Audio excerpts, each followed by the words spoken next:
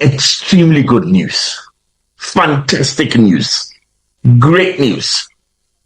And wherever you are as a Ghanaian, whether you are getting a direct impact or not, I say to you that this should bring a smile to your face.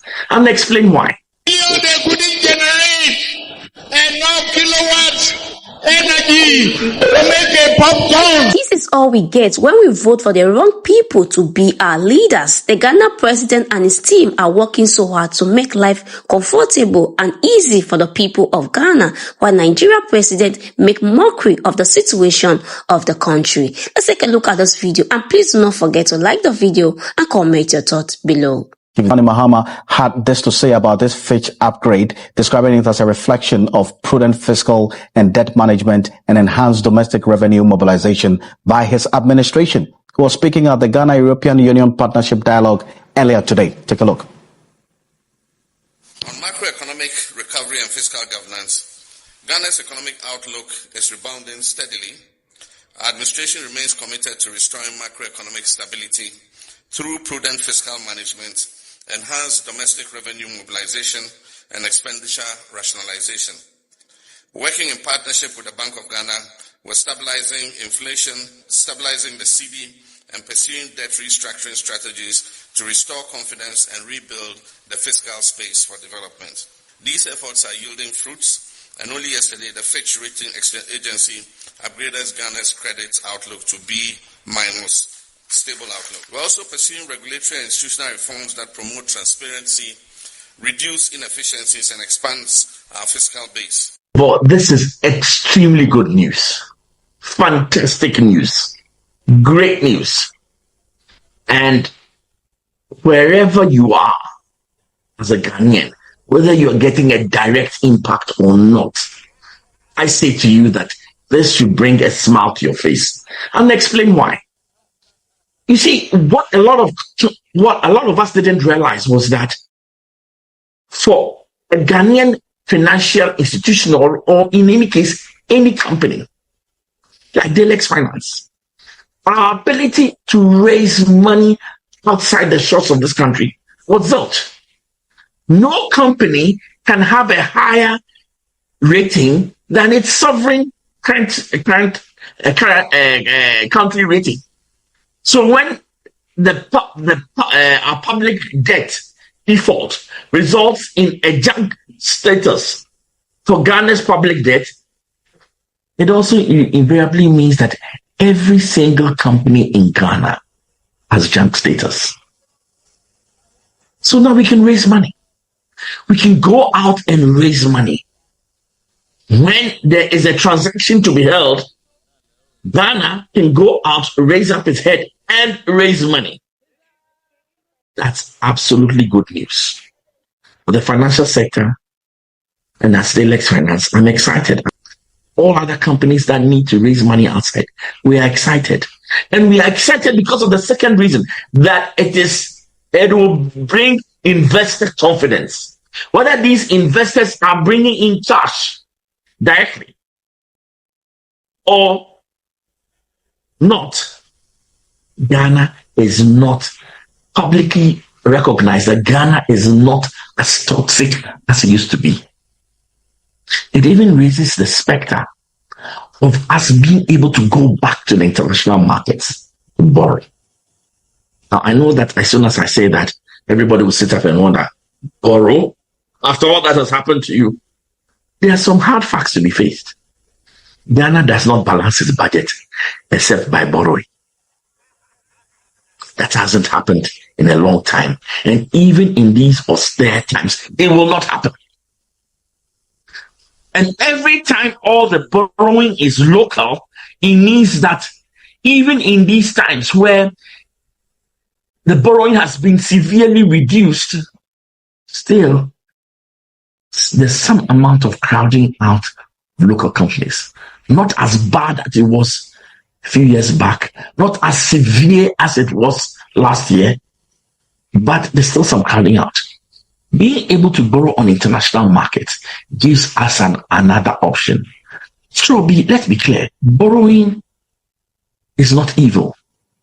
borrowing is not a crime. So long as you put the money borrowed into directly productive areas, which can help pay for the cost of borrowing. So that borrowing is a tool to accelerate our development. Borrowing is an option in economic management and policy. But, and that is the big but, that money should be used in a productive way, not as patronage, political loyalty, definitely not as part of the corrupt practices we have, but in a productive way. So we have tools. Finally, and I mentioned three items already, finally, it is public affirmation that the policies that we've been following for the past few months are in the right direction, that we are trending in the right direction, that things are being done properly, that there is discipline in our financial, our fiscal management and in our finances. That's good. So number one, it's good news, terrible good news. Private companies can borrow easier than they did before. Number two, it will bring investor confidence. It will even give us access to foreign markets again. And there that is a good option, even though we must approach it very, very cautiously. Finally, it is affirmation that we are doing the right thing. That's all good news.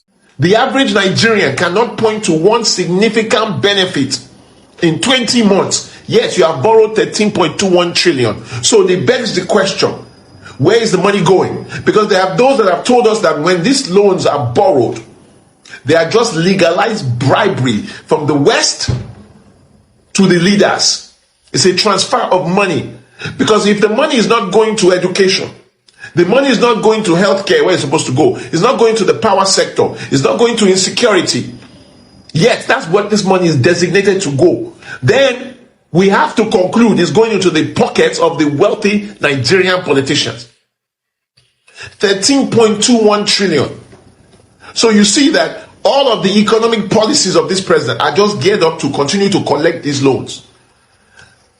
And these loans are dangerous because, think about it, the World Bank has approved over 13.21 trillion as loans. That is 13.21 trillion is $8 billion as loans for different developmental projects for President Bola Ahmed Tinubu in the last 20 months. Now, if you analyze the various loans, they indicate that they were targeted at several interventions in various sectors of the economy. And there are 3 fresh brand new loans amounting to $1.1 billion approved between Friday and yesterday. So the country's debt profile has now reached 142 trillion naira, according to the Debt Management Office. Now, the 2025 budget of 54.9 trillion has a debt service component of 14 trillion naira and 13 trillion for recurring expenditures. So this development comes on as the Central Bank of Nigeria on Tuesday reported the highest net foreign exchange reserve position. So what is my point here ultimately? The point here is this, that this government is not getting better, yet they are borrowing money, creating generational. Our total public debt is 142 trillion naira. It's 142 trillion. By the time the Debt Management Office releases it again, it's going to be higher than that, because that was as of September. Now, when Bola Tinubu became president, as of March 2023, that public debt was 50 trillion. It has more than tripled. Now, that's more than tripled under Bola Tinubu. So what are you talking about? It's not just foreign debt. And by the way, let me tell you, one of the most reasons for that significant increase in the external debt is because of something that Bola Tinubu did, which was the devaluation of the naira. That was one of the major reasons that debt jumped up. And another thing you have to understand, the World Bank approved a $2.25 billion loan in June 2024.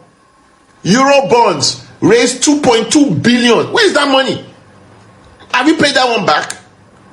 Multilateral and bilateral loans. You still have the disbursement from IMF, disbursement from African Development Bank, not to count for domestic borrowing, promissory notes, treasury bills, FGN bonds. And when you compare them with previous administrations, what you find that under President Buhari, Nigeria's public debt increased from 12 trillion in June 2015 to 46.25 trillion by December. In contrast, under Tinubu, that debt has risen by over almost 100 trillion naira. What are you talking about? Fitch Ratings is projecting that Nigeria's external debt servicing is going to reach 5.2 billion by the end of 2025. I imagine that at this point, the hope for Nigeria getting better is very, very low.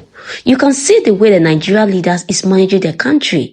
Like every day they keep borrowing money. We don't even know what they do with the country finance. What are they doing with the country money? What are they doing?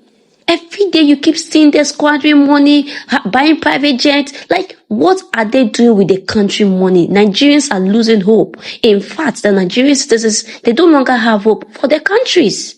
Because the leaders are not doing anything for the citizens. You see the way the Ghanaians leaders are putting in the work. They are all putting in the work to take Ghana to a better place, to make life easy for the citizens of Ghanaians. But no, when it comes to Nigeria case, there's no hope for us because the leaders are not doing anything. They are not putting any effort to make Nigeria a better country for the citizens.